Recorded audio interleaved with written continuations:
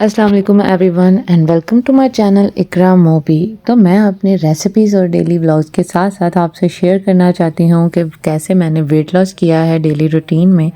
जो रेसिपीज़ वगैरह चटपटी आ नहीं रही हैं उसकी ये भी एक वजह है कि मैं शुरू हो गई हूँ वेट लॉस करने। तो मैं आज आपको बताऊंगी कि किस चीज़ ने मुझे मोटिवेट किया कि मैं वेट लॉस करूं। इतने लोगों ने कहा, मुझ पे असर नहीं हुआ। मेरा वेट था 82, जैसा कि आप देख चुके हो। 82 था, मैंने कर लिया है 78 और अभी भी मैं स्टिल डाइट पे हूँ। इंशाल्लाह तो आगे भी मैं करती रहूँगी वेट लॉस। अभी इंशाल्लाह मेरा टारगेट है 60 to 65।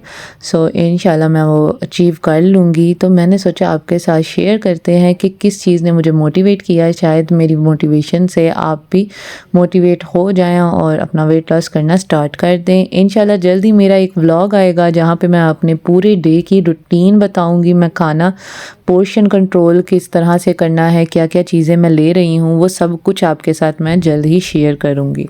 तो जी, यहाँ पर मैं आपको बताती हूँ कि मुझे बहुत से लोगों ने कहा कि तुम्हारा वेट जो है बढ़ रहा है, कोई बात नहीं, तुम मदर हो, इस वजह से कुछ नहीं होता है, डाइटिंग ना करो। अभी मैं आपको बताती चलूँ कि मेरे 2 बच्चे हैं, मेरी एज 24 ईयर्स है और मेरा वेट 82 था, अब 78 है। तो मेरी हाइट है 5'3", उसके अकॉर्डिंग मेरा वेट 60 to 65 होना चाहिए।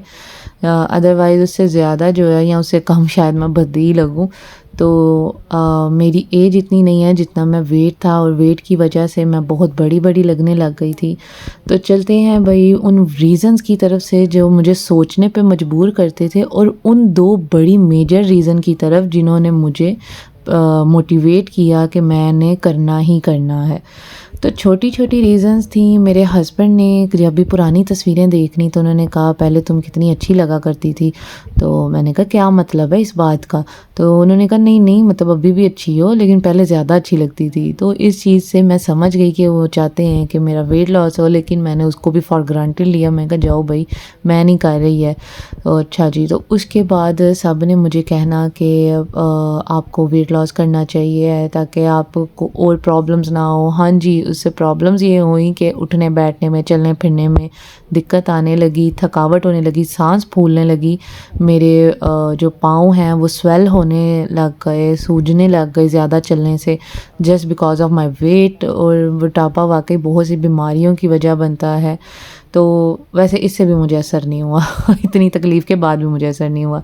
उसके बाद मुझे कपड़े तंग हो गए सारे के सारे। कुछ ऐसे थे जो बिल्कुल न्यू थे, और मैंने बेबी कंसीव किया, दैट्स वाई मैं उसे वेयर नहीं कर पाई न्यू क्लॉथ्स को। आफ्टर डिलीवरी मेरा वेट इतना था कि मैं फिर भी नहीं कर पाई, एंड मैंने कंट्रोल भी नहीं किया है, दैट्स वाई वो अभी तक वैसे के वैसे ही कपड़े पड़े हैं।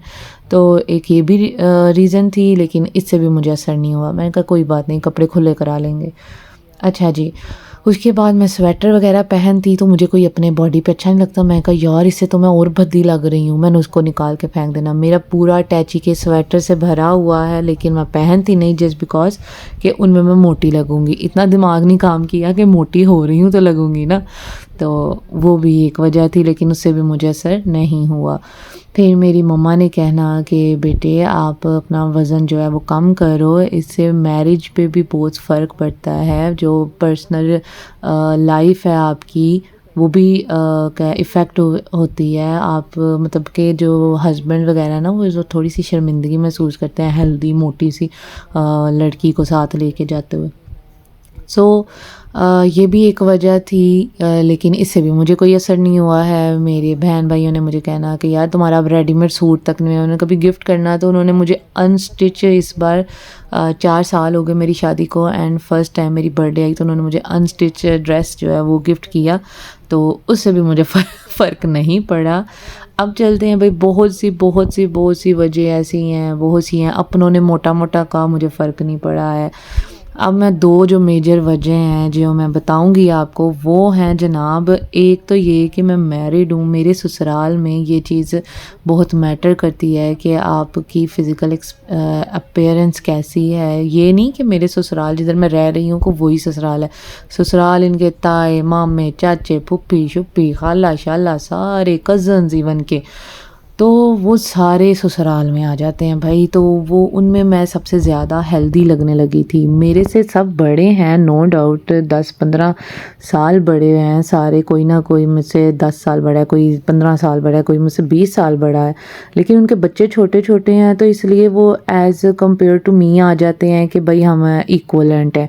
तो उस हिसाब से मेरा वेट ना उनमें सबसे ज़्यादा था। एक तो ये चीज़ जिसने मुझे 50% मोटिवेट किया, एंड द लास्ट 50% जिसने मुझे मोटिवेट किया वो था एक अननोन बच्ची ने मुझे मुखातिब किया कि ये जो मोटी हैं। तो I was in a shock यार, मुझे अपने तो कहते थे तो मैं फॉर ग्रांटेड ले रही थी, मुझे तो गैर भी कहने लग गए हैं कि भाई तुम मोटी हो गई हो। तो बस वहाँ पे फुल एंड फाइनल हो गया कि भाई मैंने अब डाइटिंग करनी है। तो यहाँ पे 100% मेरी मोटिवेशन जो है वो पूरी हो गई है, ताकि मेरी फ़िज़िकल अपीयरेंस जो है वो अच्छी हो जाए, मैं अपने मतलब ससुराल में हेल्थी ना लगूं, और दूसरा ये कि मुझे मोटा मोटा कोई ना कहे, बच्चे ना कहें, चिढ़ाए ना, बंदा शर्मिंदा हो जाता है। तो जी ये थी मेरी वीडियो, और नेक्स्ट इंशाल्लाह वीडियो में मैं अपनी पूरी जो मैं पूरे दिन में डाइट लेती हूँ, जो डाइट प्लान फॉलो कर रही हूँ, वो मैं आपके साथ ज़रूर शेयर करूँगी। एंड द मज़े की बात इज़ दैट कि मुझे डाइटिंग में और वर्कआउट में बहुत बहुत बहुत मज़ा आ रहा है, बहुत ज़्यादा। तो मज़े की बात ये है कि मैं सब कुछ खाती हूँ अपनी डाइट में, पिज़्ज़ा, बर्गर, शॉर्मा सब कुछ खाती हूँ, और फिर भी मैंने 2 हफ्तों में 4 किलो कम कर लिया है। तो मैं आपके साथ भी ज़रूर शेयर करूँगी। तब तक के लिए अल्लाह हाफ़िज़।